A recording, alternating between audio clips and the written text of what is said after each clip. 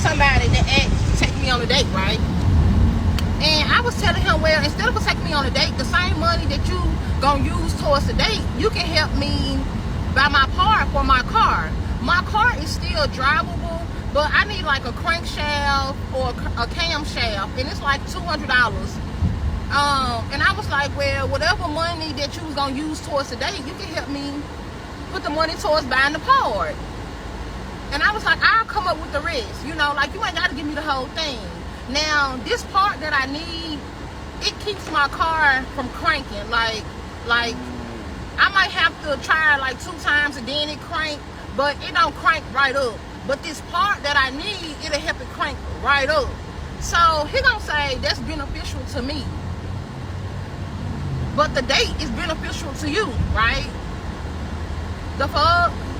No, the date is supposed to allow for y'all to be able to get to know each other in a environment that's outside of y'all home, so it's not too personal, which I don't believe that people need to be dating in the first place, because all it is a waste of money on the man's side trying to figure out, y'all trying to figure out who is who in real life, when in reality y'all just putting y'all best foot forward.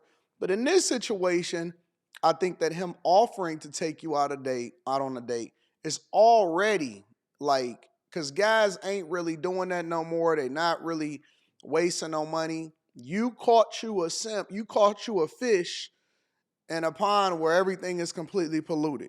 All right. So him even offering you a date is a blessing. You know what I'm saying? So he offered to take you out and pay for it, and he didn't offer to take you 50-50. Listen, you had already hit the lottery in a jackpot. And you found a needle inside of the haystack. Then I'm looking at your car, so it means that you broke, right? Because I see the steering wheel. And don't get me wrong, I'm not dissing you. I'm just bringing forth all of the different things that I see inside of the video, because I think that communication is more than just what's being said. Communication is also looking at their surrounding environment and everything that's around you and how you say it and when you say it and the bad attitude that came along with it and the fuck that you said at the end of the whole video. And I think that all of that matters. So let's just deep dive into this and better understand exactly what we're getting ourselves into. So now we have a woman that is broken, dusty. And if guys were the ones that was going out on a situation, let's say a woman was like, hey, can you take me out? And he's facing this dilemma. You know what people are saying? You know what women say on a regular basis? You should not even be worried about dating if your car ain't working. If you broke, if you dusty, if you ain't got $200 to be able to fix your car, the last thing that you should be worried about is going on a date, because you can't even think straight. I believe women that are broke hate men. How about that? I did a video yesterday where a woman said men that don't have resources hate women. I believe women that are broke, and I'm not saying that are, you know what I'm saying, they just middle class. And I believe women that are broke, that don't have $200 to be able to fix the car, the part in their car. I believe that they hate men. And the reason that I believe that they hate men is because then they look at men completely as an opportunity financially, and they are not looking at anything as far as what it is that he can provide. And I'm talking about, spiritually. I'm talking about being a good person, decent. They don't know nothing about his background. They're not focused on nothing except for extracting resources out of said participant for their own personal financial gain. That's what I believe. And this is why I tell guys, hey, stop being out here dating dusty. Stop being out here trying to save women that is, at the front of the begging line. Don't do that, because you have to vet a woman for where she's going and not just based off of what she looked like. It's not enough to just be aesthetically pleasing. You actually have to be participating in your own success when he meets you. And if you are dusty and you broke and you disgusting when he first meets you, you telling me he's supposed to clean you up, hoping that he get a dime out of a dollar? No, bro, I'm not. I'm not going no more. Guys need to be a lot more strict, and a lot more focused on the people that they putting themselves in front of, because you are basically going to get extracted for resources. Similarly to my third point, then she got the nerve to try to go a 1-for-1. He asked you to take you out on a date so that he could get to know you. You're saying, wait a minute, me going out on a date with you is you benefiting. How? How is a man benefiting by taking a woman out, feeding her, having conversation to try to figure out if her mind is right so that he can determine if he's going to go forward and petition her to go on a second date. It's a courtesy. It's a blessing. That's why they called it chivalry. You didn't have to do it. I can keep my money inside of my pocket. I can chill. I can just go ahead and just watch this show on Netflix. I can do whatever it is that I want to do, but I choose to carve out a moment of my time, of my life, that I would usually use to go and make more money. I choose to take that time and then spit it on you so that we can have a good time and create an environment that's conducive for both of us. But then you sit there and you say, well, hey, listen, instead of us going out on a date, give me some money so that I can go on by. So are you trading box? What's the equal exchange here? Because I don't get to know you when the mechanic is putting a part on your car. What's the exchange?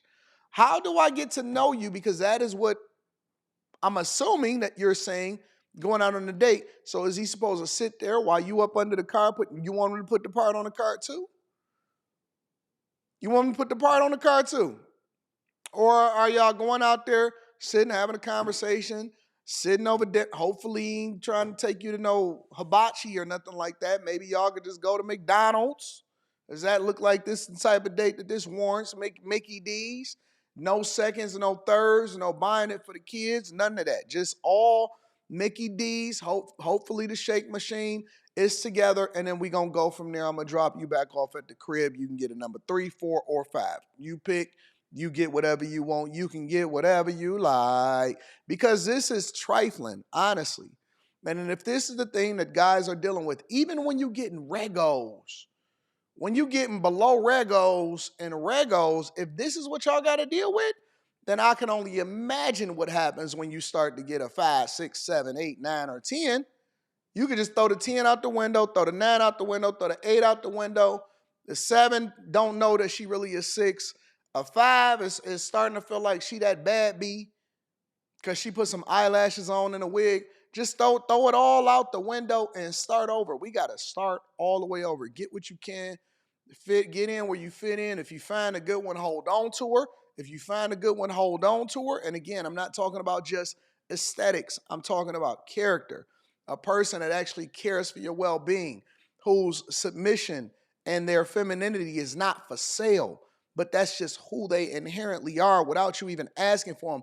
A chick that's not necessarily begging you for every little thing, but she okay as a human being before you really get with her.